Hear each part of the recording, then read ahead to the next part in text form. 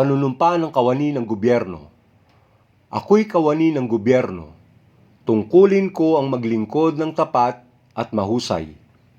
Dahil dito, ako'y papasok ng maaga at magtatrabaho ng lampas sa takdang oras kung kinakailangan.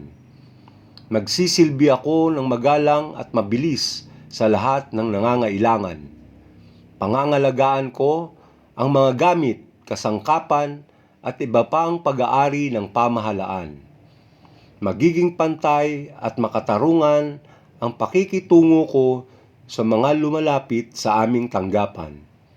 Magsasalita ako laban sa katiwalian at pagsasamantala.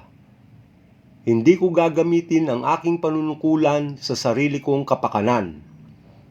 Hindi ako hihingi o tatanggap ng suhol. Sisikapin kong madagdagan ang aking talino at kakayahan upang ang antas ng paglilingkod sa bayan ay patuloy na maitaas.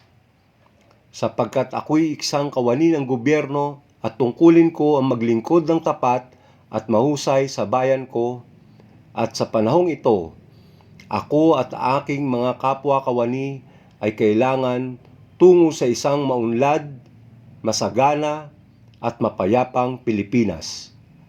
Sa harap ninyong lahat, ako'y taus-pusong nanunumpa.